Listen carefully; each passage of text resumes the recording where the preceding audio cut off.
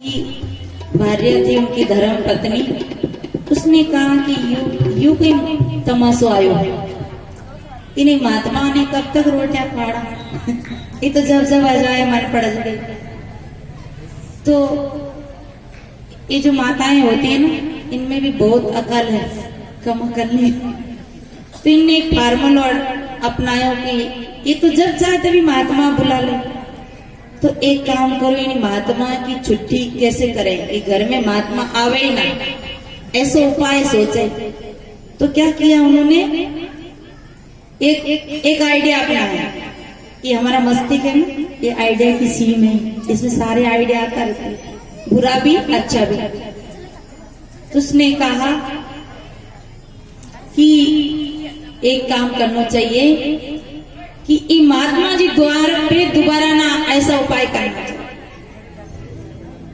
तो अब वो क्या किया महात्मा आए और महात्मा से कहा कि महाराज आपका जो भक्त है ना वो अभी अभी थोड़ा पागल हो गया। बोले पागल हो गई तो क्या किया कि वो कोई आते हैं उन्हें मूसल से कूटते हैं। मूसल होता था ना धान कूटने, मूसल से पिटाई करते हैं, वो कुल्हाड़ी से काटते हैं और रस्सी से बांध देते हैं।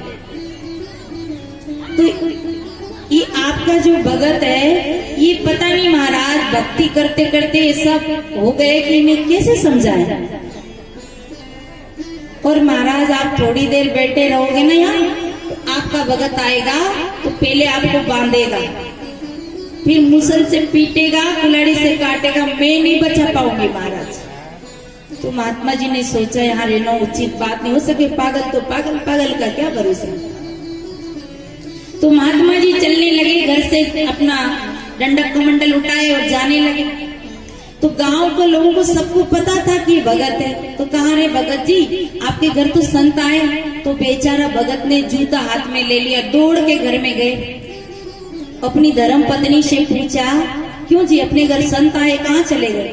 बोले आए तो थे पर वो पता नहीं महात्मा जी एक तो मूसल मांग रहे थे और एक कुल्हाड़ी मांग रहे थे और एक रस्सी मांग रहे थे, फिर तूने दिया नहीं कि मैं कहाँ जाती कुल्हाड़ी लेने, मैं कहाँ जाती मूसल लेने।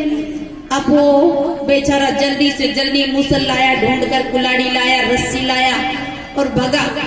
अब जिधर महात्मा जी जा रहे उधर ही भगा, आगे आगे महात्मा जी पीछे पीछे भाग। ठहरो महाराज ये मूसल ला रहा हूँ, ठहरो महाराज मैं कुल्हाड़ी ला रहा हूँ, ठहरो महाराज मैं रस्सी ला रहा हूँ। वो महात्मा जी ने मुड़कर देखा कि जो पत्नी कह रही ना वही बात बिल्कुल सही है कि ये मारेगा पीटेगा। तो महात्मा जी तो चक्का छोड़ गए, पीछे भी नहीं देखे मुड़कर, वो भगई चले जा रहा है। वो यूं सोच रहा कि कैसे भी इनको मूसल दे दूं, कैसे भी इनको रस्सी दे दूं, कैसे भी इनको कुल्हाड़ी दे दूं, क्योंकि गुरु महाराज को कुल्हाड़ी और मूसल की जरूरत है तब तो मांग रहे हैं। परंतु बेचारा भगत है यो पतो नहीं क्यों कहीं मांग लो।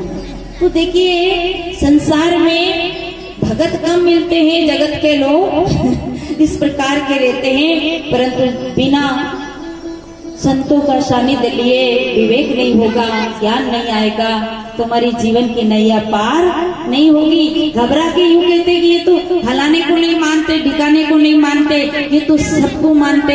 आप तो समझो बैठो, आओ तो सरी, सुनो तो सरी, आप तो सूप की तरह हो जाओ, जो आपको जरूरत है वो ले जाओ और जो आसार है वो यहीं छोड़ जाओ। अच्छा सज्जनों में एक बात पूछूं कि आप सब मनुष्य जीवन में आना चाहते क्या? चाहते? पहले इधर पूछ लो। ये उकावद की धर्म भूमि धरा धाम पर आप यही इस क्षेत्र में जन्म लेना चाहते हो कि गधा कुत्ता बनना चाहते हो? गधा कुत्ता बनना चाहते हो तो ऊंचा हाथ कर दो। नहीं, आप लोग बनना चाहते हो? नहीं। तो ये बताओ कि मनुष्य जीवन में आना चाहते हो? मनुष्य जीवन में आना चाहते हो? डरो मत, मैं कहीं तुम्हारा हाथ थोड़ी ले जाऊं मैं कहीं नहीं ले जाऊंगी, मुझे कुछ चाहिए भी नहीं है, उसे भी छोड़ते ही जा रही हूं मैं तो धीरे धीरे। आप तो सब चाहते हैं ना मनुष्य जीवन मिले, पहले तो ये बताओ इधर की पार्टी कि स्वर्ग कितने लोग जाना चाहते? स्वर्ग एक ने भी ऊंचो हाथ नहीं करो। सभी स्वर्ग जाना चाहते। तो देखो, स्वर्ग जाना हो तो 3-4 बातें शॉर्टकट में बता दूं, और मोक्ष प्राप्त करना चाहते तो वो भी बता दूं, और मनुष्य जीवन में आना चाहते तो वो भी बता दूं। समय थोड़ो है, बातें बहुत है। और अगर 84 में जाना चाहते तो वो भी बता दूं, और नाले के कीड़ा सुअर बनना चाहते तो वो भी बता दूं। जो जो बनना चाहो वही बता दूं। तो आपको यूं लग रहा हो कि मैं देख के आ गई क्या? नहीं, परंतु बिल्कुल बात सत्य है। स्वर्ग जाना हो माने अपने जीवन को स्वर्गमय बनाना हो तो दिमाग को ठंडा रखो, जेब गरम रखो, आंखों में शर्म रखो और जीवान नरम रखो। कितनी बातें याद रह जाएगी इधर की पार्टी। दिमाग ठंडा। आजकल झगड़ा घर में बहुत होता है। सबसे बड़ा शत्रु हमारा क्रोध है, और क्रोध जितना बड़ा शत्रु है उतना बड़ा शत्रु आपका कोई भी नहीं है। ये आज से पल्ले में गठान बांध के ले जाना। सबसे बड़ा शत्रु कौन है? क्रोध। क्रोध नहीं, काल है, जंजाल है। शिव दुर्वासा क्रोध बस वे बेहाल है। हमारी बात नहीं, भोले भंडारी तक की बात है, दुर्वासा ऋषि तक की बात है। और जो क्रोध आ गया तो समझ लेना कि राक्षस आ गया। राक्षस बाहर नहीं है, राक्षस हमारे अंदर ही है। तो क्रोध जब आता है तो मस्तिष्क गर्म होता है। पहले क्रोध हृदय में आता है, फिर मस्तिष्क गर्म होता है, फिर आंखें लाल होती है। और जब आंखें लाल होती है तो समझ लो कि खतरे के निशान। जब ट्रेन आती है, आगे खतरा हो तो कौन सी झंडी दिखाते हैं? लाल झंडी। और जब क्लियर लाइन होती है तो हरी झंडी। आप चौराहे पे गाड़ी चलाते हैं, लाल लाइट जले तो गाड़ी रोक देना, और हरी लाइट जले तो गाड़ी बढ़ा देना। पत्नी की आंखें लाल हो तो पति देव समझ जाना कि अब खतरे के निशान आ रहे हैं, और पति देव की आंखें लाल हो तो पत्नी समझ जाना चाहिए कि खतरे के निशान है। एक गरम एक नरम हो जाए तो झगड़ा नहीं होगा, और दोनों ही गरम गरम हो जाए तो भूकंप आने में देर नहीं लगेगी। इसलिए सज्जनों, सत्संग से आपको आज एक बात को ले जाना है कि दिमाग गरम होते ही आगे वाले बेटा हो, बेटी हो, पड़ोसी हो, एक गरम एक नरम। नरम हो जाने में 1 रुपया नहीं लगेगा, वो गरम हो जाने में आपकी जेब खाली हो जाएगी, जेल की हवा खानी पड़ेगी, बात बिगड़ जाएगी, सिर फूट जाएगा। और देखो, ओला बरसता है ना, तो ओला बरसता है, खूब बरसता है, किसान की फसल तोड़कर ओला को गलना पड़ता है। कितना ही क्रोध करो, मारो काटो, एक दिन तो फिर वापिस थाने में जमानत करवाना पड़ता है। आपसी यानी मेल मिलाप करना ही पड़ता है। एक बात याद आ गई मुझे, एक आदमी किसान था, उसे बहुत क्रोध आता था, क्रोधी था, ज्यादा ही आता था। तो एक स्नान करने गया वो, और वो स्नान करके उसने धोती धोई, नदी में गया स्नान करने। पहले नल बाथरूम का था, घर में नल कहाँ था, लोटा लेके दिशा मैदान जाना पड़ता था। पर आज के अभागे अबे भी पशु की तरह जिंदगी जी रहे, अबे भी लोटा ही लेके जा रहे। हाथ धो न पैर धो, पूजा न पाठ, आने दो भोजन के घाट। तो देखिए, तो क्या किया, स्नान किया, और स्नान करके धोती सुखाई, तो धोती साफी पहन के स्नान किया। धोती सुखाई तो धोती गिर गई। तो धोती गिरी तो उसने गुस्सा तो आया, पर उठाई धोती फिर धोई। अब फिर हवा चली, धोती गिर गई। बच्चे सुन लेना, जिंदगी में क्रोध नहीं करना। छोटे छोटे बच्चे कहते मम्मी टेंशन टेंशन, तो टेंशन कैसे ठीक होगी? ठंडा ठंडा कुरकुर लगाने से नहीं।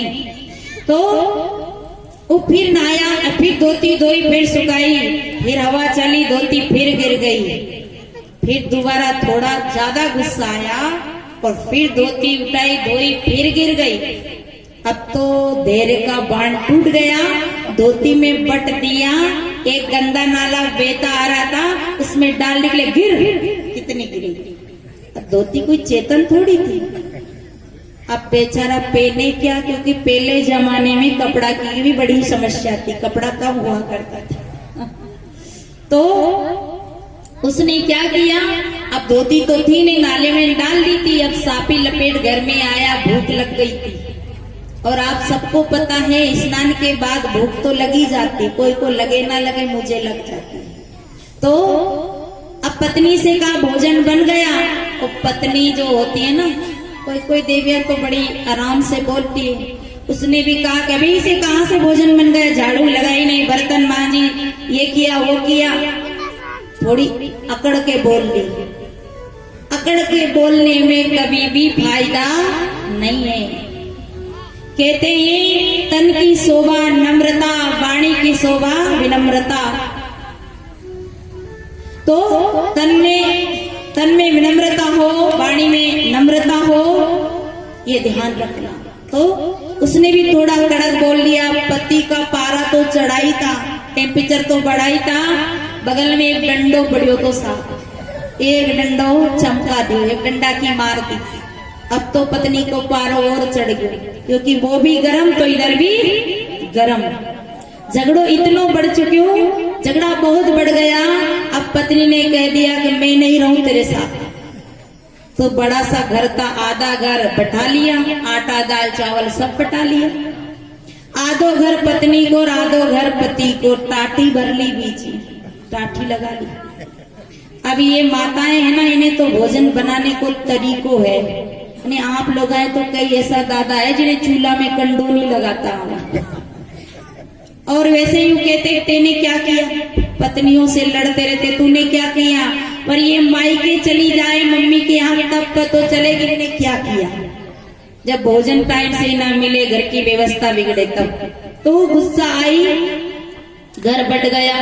अब ये तो बढ़िया बढ़िया आइटम बना बना कर खावे, और वो गया पानी भरने, रोटी बनाने के लिए। जो पानी का घड़ा सिर पे रख के लाया ना, तो ये बारकस होती है ना, तो फाटक के सामने आया।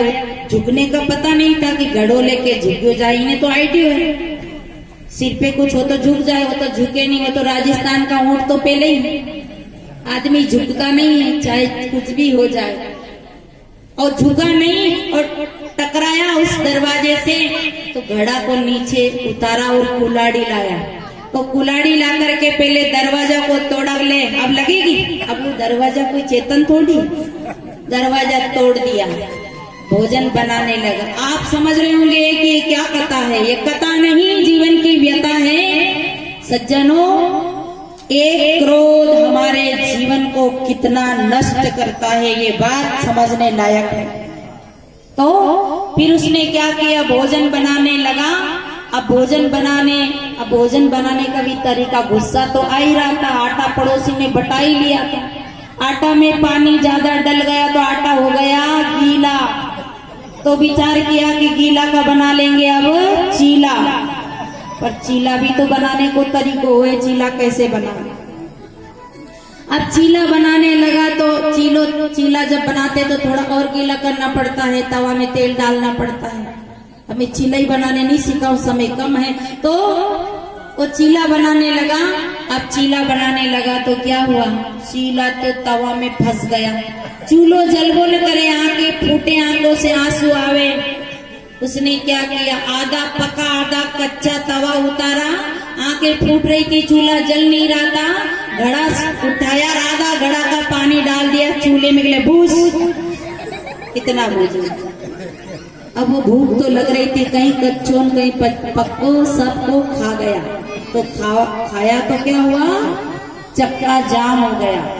मतलब अब जो बाहर आटा था ना, वो आटा भीतर जाकर बैठ गया, इधर निकले ना, इधर सारे दरवाजे बंद।